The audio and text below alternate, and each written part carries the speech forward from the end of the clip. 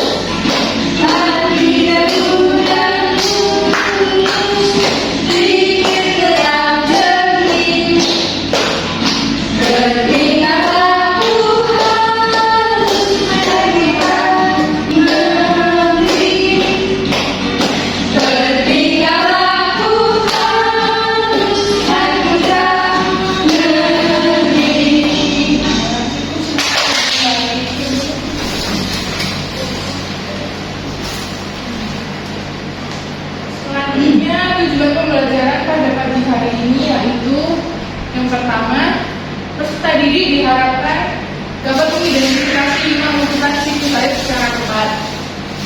Yang kedua, peserta didik mampu menganalisis manfaat air dan tindakan manusia yang berdampak positif dan negatif terhadap keberlangsungan siklus air di bumi secara tepat.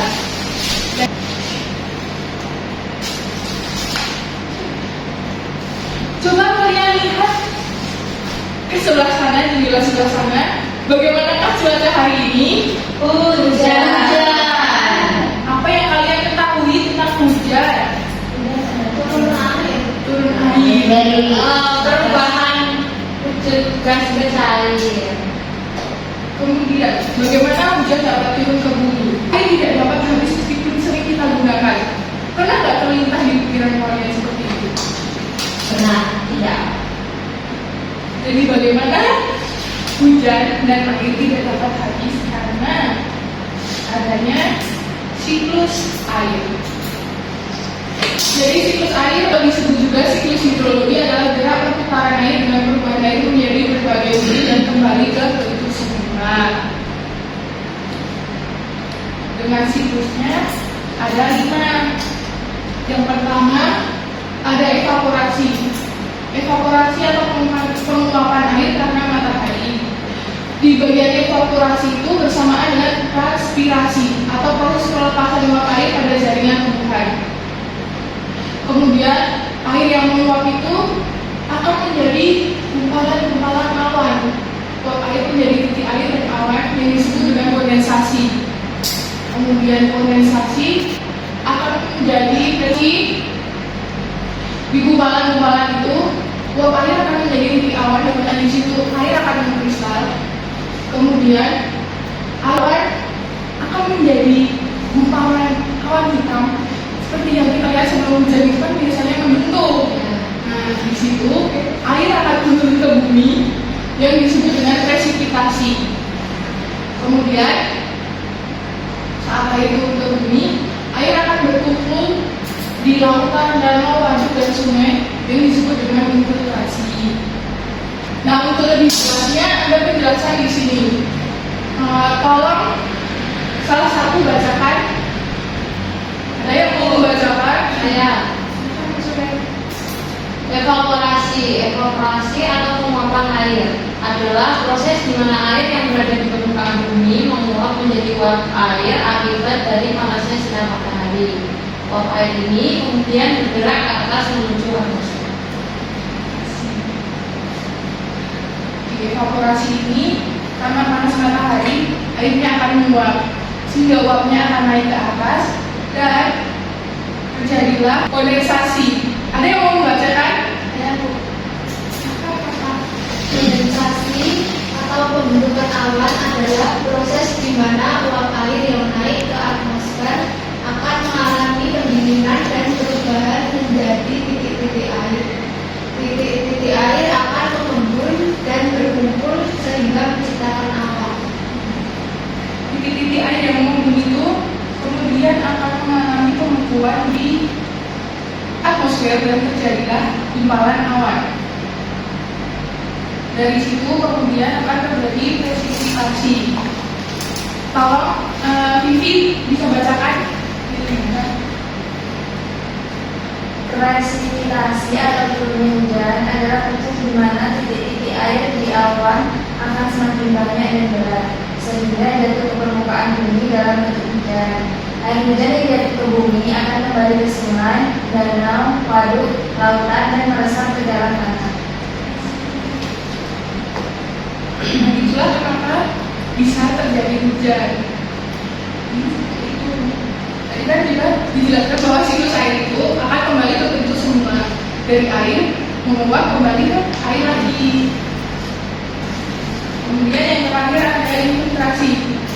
Ini bisa dibacakan?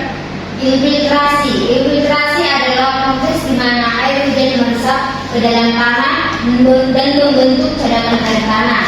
Infiltrasi dapat disebabkan oleh beberapa faktor, yaitu karena gravitasi bumi, cairan meresap ke dalam bumi.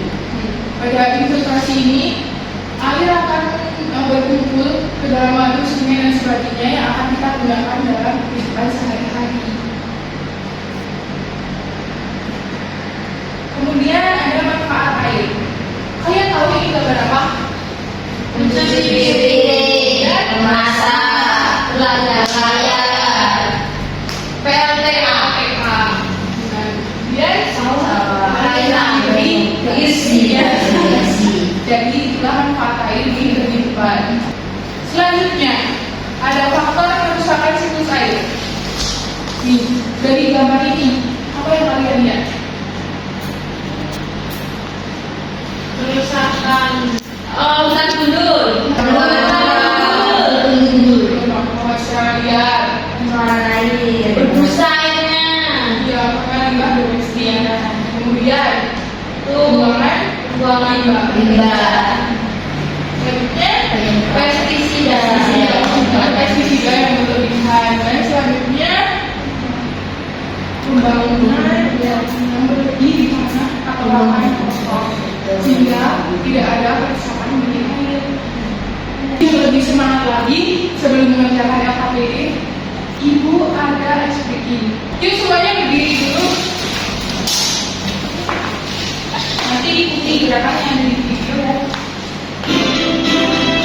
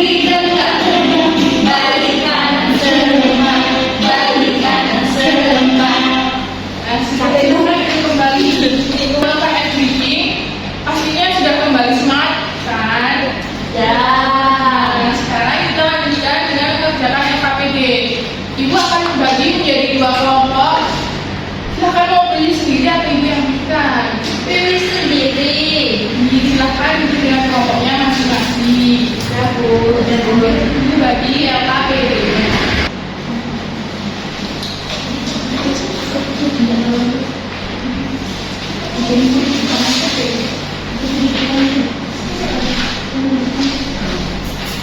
Sebelum mengerjakan LKPD, di bagian LKPD itu kan ada petunjuknya tuh. Silahkan kalian baca terlebih dahulu petunjuknya, kemudian dikerjakan. Baca dengan cermat dan ikuti langkah-langkahnya. Ngerti?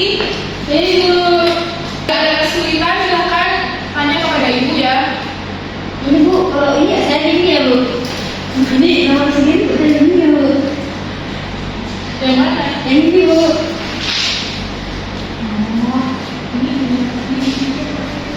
Ini Bu, mana Bu? 20 menit cukup tidak untuk mengerjakannya? Oh, cukup dulu. Sudah selesai kan Pak Tani? Ini. Dulu tinggal dikit banyak Bu. Silahkan dikerjakan. Ini Bu.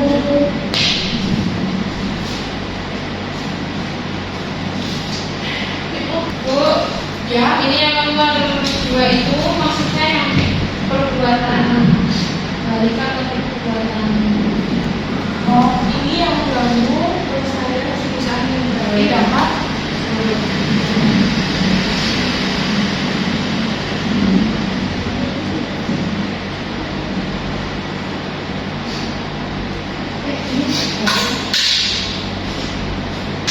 sudah selesai anak-anak?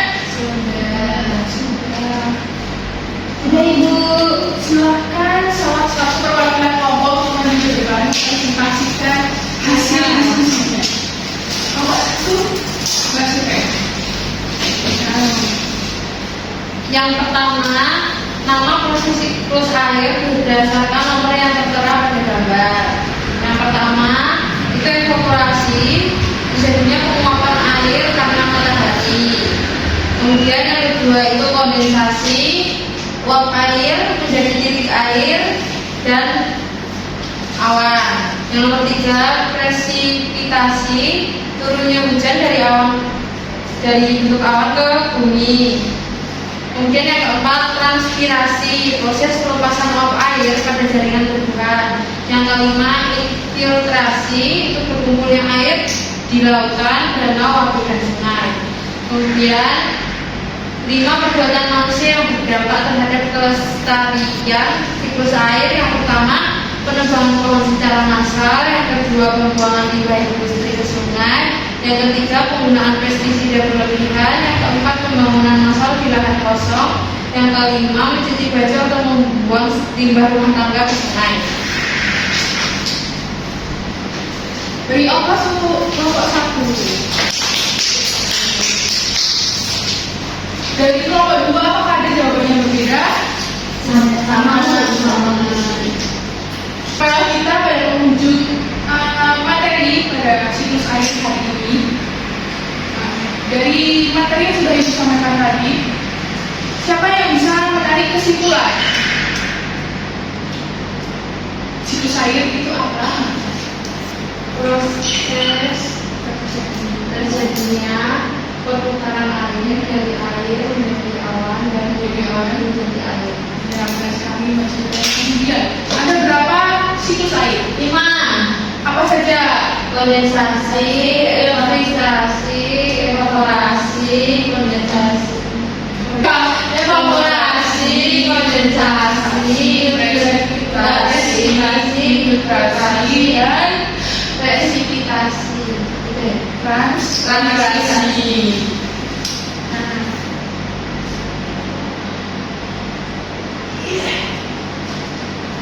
Untuk refleksi hari ini, apakah ada materi yang belum kalian pahami? Sudah. Berarti tidak ada yang bingung lagi dengan materi yang disampaikan bukan? Sudah. Sudah bagaimana? Cukup sekian materi yang dapat Ibu sampaikan pada hari ini tentang siklus air. Untuk mengakhiri pembelajaran pagi hari ini, karena tadi sudah dibuka dengan doa, kami akhiri juga dengan doa. Silakan salah satu untuk memimpin doa. Saya ya. Baiklah, sebelum kita pulang, sebaiknya kita berdoa dulu, berdoa menurut agama dan kepercayaan masing-masing, berdoa dimulai. Berdoa selesai.